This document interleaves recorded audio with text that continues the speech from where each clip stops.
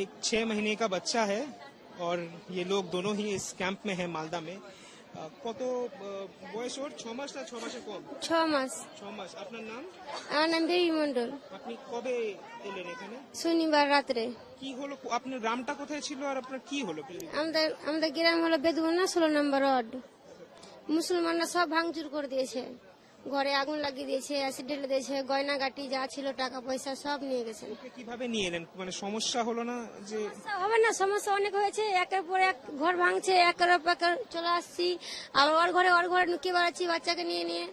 দিয়ে এদিককার লোক, গ্রামের লোক নৌকা পাঠিয়েছে, দিয়ে আমরা এসে ঘাট থেকে গ্রামের লোক নিয়ে এসছে। ওর তো খাবার দাবার, তারপরে আপনার ও তো ছোট বাচ্চার তো একটা ঠিকঠাক জায়গায় রাখতে হয়, নইলে তো অসুস্থ হয়ে যেতে পারে। সেইগুলো সমস্যা গ্রামের লোক দিয়েছে, টাইমে টাইমে দুধ দিচ্ছে, টাইমে টাইমে তোমার খাবার দিচ্ছে, ঘুমাবার জায়গা দিয়েছে, গ্রামের লোক দিয়েছে। আর ওর ওষুধ টষুধ?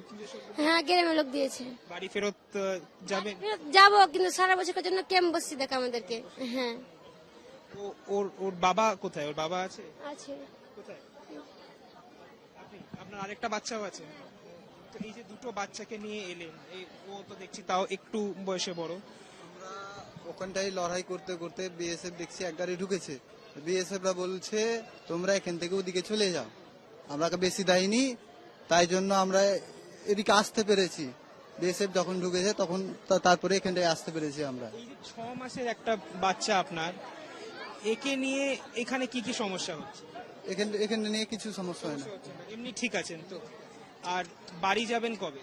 বাড়ি আমাদের বিএসএফ ক্যাম্প না হবে যতদিন ততদিন আমরা বাড়ি যাচ্ছি না। আপনার কি বাচ্চাগুলোকে নিয়ে কি করে এলেন? নৌকা করে? নৌকা করে এসছি, এইবারে লোক নৌকা করে আমাদেরকে নিয়ে এসছে।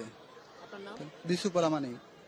So we spoke to them, the family over here, and इन लोग का कहना है कि बहुत ही कष्ट उठाकर ये लोग यहाँ पे आए हैं और एक बच्ची है थोड़ी बड़ी, एक है 6 महीने की, यहाँ पे रह रहे हैं। कह रहे हैं कि कोई बच्चों को ज्यादा प्रॉब्लम नहीं हो रहा, लेकिन घर वापस ही जाएंगे जब एक परमानेंट पुलिस या फिर बीएसएफ का कैंप बैठेगा। कैमरा पर्सन श्याम सुंदर घोष के साथ सूर्याग्नि रॉय, आज तक, मुर्शिदाबाद।